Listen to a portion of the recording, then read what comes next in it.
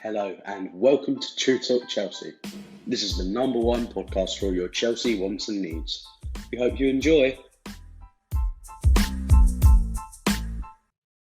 That's right, guys. Welcome back to True Talk Chelsea. In today's podcast, myself and Palash will be discussing why Reece James may be the best current performing right back, along with our very special guest, the People's Pundit. Welcome and thank you for joining. Hi guys, thank you for having me. It's great to be here. So without any further ado, let's get deep into the video. But before starting the video, I would like to ask you guys to subscribe to our channel because a lot of you all who've been watching our content haven't subscribed yet. So please subscribe to True Talk Chelsea. Let's get into the video. So my first question to the People's Pundit is, there's a common conception between football fans, Premier League fans, be it Chelsea fans or rival fans. It's a common statement, or which has become more of a fact, that Trent Alexander-Arnold is better than Reece James offensively, while Aaron Wan-Bissaka is better than Reece James defensively. So Reece James is just kind of an average right back. Do you agree with this statement? Personally, myself, 100% no. I think, statistically, Reece James is better than both of them going forward. This is this season I'm talking about. And defensively, I know he 100% has a better record than Trent Alexander-Arnold, who, for me, like I said, defensively, I don't consider him in the top 5 right backs, if I'm honest. He's just forward thinking. But Wan-Bissaka is a little bit better than Trent defensively, but not Reece James. Don't know what you guys think.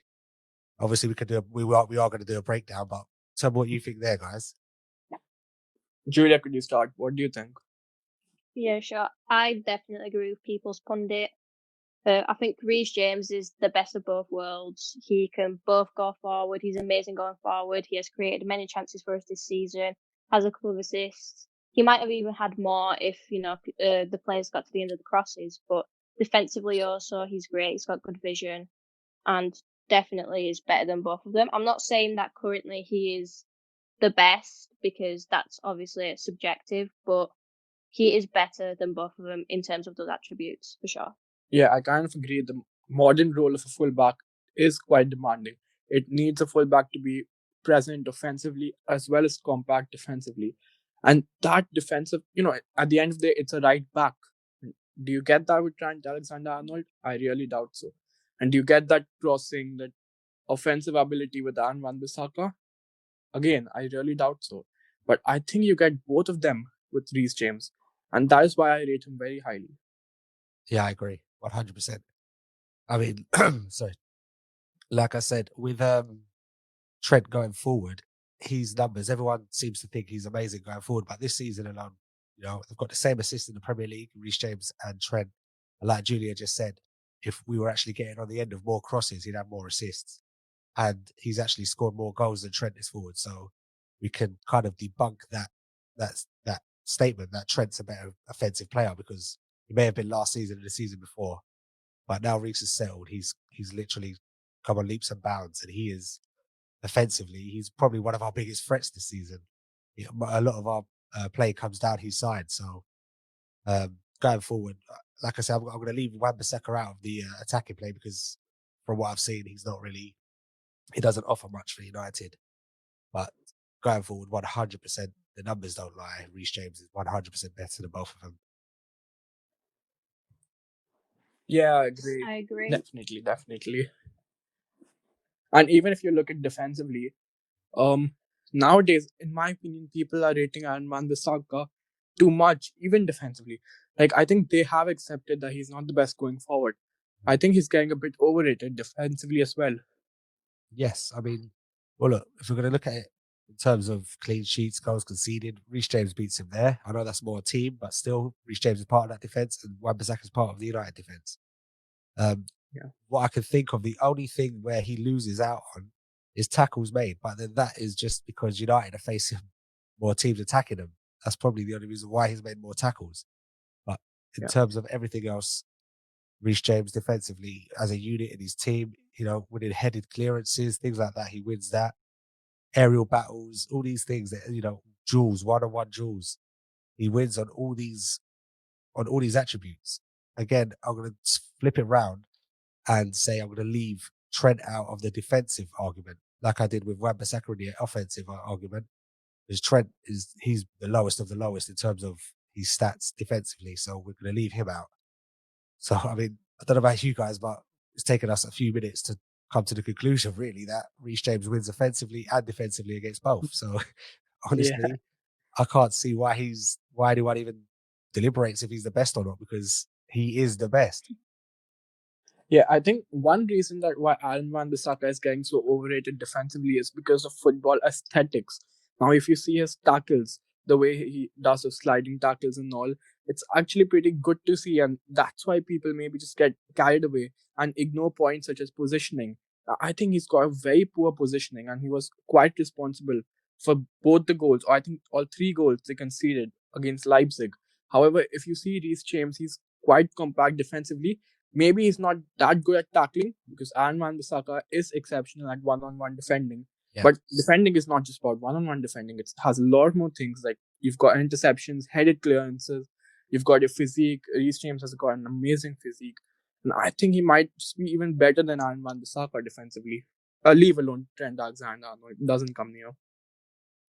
Yeah, adding on to that, I remember, I'm not sure if I'm correct in this, but last season I remember Saka did make a lot of tackles. I think it was, if not the most, but definitely in that range in the whole of the Premier League or even the other leagues. But looking at it now, even though he has made more tackles, the tackle success rate is 63% by Reece James this season and 68 for Wan-Bissaka. So the numbers, they're not that different, even though he does make more tackles. And I think it's not about the number of tackles, it's about what you add into the defence. And Chelsea's defence has been pretty good this season.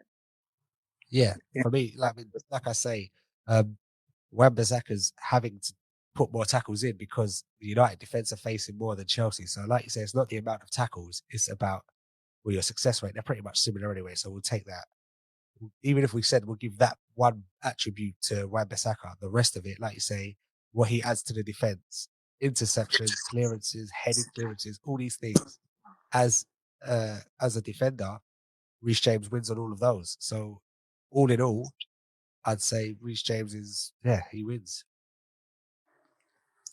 Another question that I have for the People's Pundit is basically the 3 of these are not just part of the big 6 clubs in Premier League, but another aspect that comes into is the English national team, the 3 Lions. And as we know that recently your manager Gareth Southgate has been playing with the 3 at the back, which leaves a space for a wing back. Now, a wing back, as we know, should be a bit more offensively accomplished than a full back.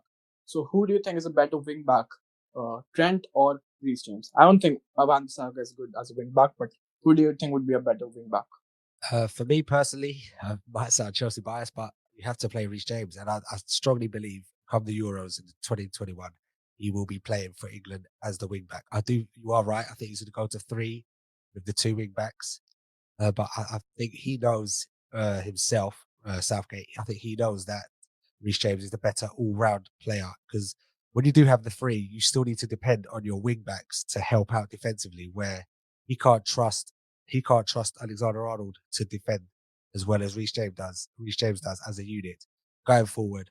Even if he thought, and I'm saying this in terms of there's a slight chance he might think Trent Alexander-Arnold is slightly better offensively, but he knows that, which he isn't, by the way, but he knows that defensively Reece James is much better than Trent. So he knows he's getting more as a package. So that's why I think he will be starting with Reece James in the Euros. What do you guys think anyway? I think that in terms of experience, he might put Trent forward just because, he's been in the Champions League more. He's won trophies. He kind of knows what he's doing, but Reece James has just come into the national team, especially when Trent was injured. That's when Reece James played a couple of games. One of them. But I think definitely. By the time the Euros come about and by the time the World Cup comes about again, I think it'll be Reece James. There'll be no doubt. From last season, he has progressed so much on the pitch. You can definitely see improvements in his Chelsea game. So I don't think it will be a debate for when it comes to the national team selection. Good point. Yeah. Yeah, and you can see currently he's benching one of the best right backs in the Premier League in the last decade, Aspilicueta. Even though I think Aspilicueta will start now because of the injury that James has gotten. However, we can just see how the faith that Lampard has shown in him, and he's certainly paid back. He's got amazing crosses and such defensive solidity, and at such a young age, so much more potential to live up to. I think James can be one of the best right backs in the coming decade, for sure. Yep. My next question is People's Pundit. What do you think is Reece James's most important quality? Which quality is the one that makes him stand out the most? That's a good question. I literally look at his whole game and I can't. I know I don't know if you've seen me post things before, and I've always said I cannot find a weakness for him. I think 1 minute I'll say he's attacking, but then when I'll see him defending and getting back and 1-on-1 with a defender, and he just with an attacker, and he just kind of it gets into beast mode and just takes the ball off them. We saw it do with Patrick Bamford a couple of weeks ago. That's the type of stuff I love to see from him. That's an amazing attribute. I think what his best attribute is the fact someone coming up against him is scared to play against him, if that makes sense. So they're already thinking about him Definitely. rather than him having to worry about them. They're thinking, how do I even get past this guy? Because even if they do manage to knock the ball past him, he's so big, they're not getting past him. He's big enough and strong and fast enough to stop them from getting past him. I can't think of anyone that's actually got the ball and beaten him, really, in terms of has won the battle in 90 minutes or 1-on-1 with him. So I think that is his strongest point. But again, like I say, offensively, his crosses, they're amazing as well. His all-round game for me is unreal. I can't fault him for anything, honestly. Now, the next question that I have for the People's Fund is just a bit different from, not exactly just Reece James.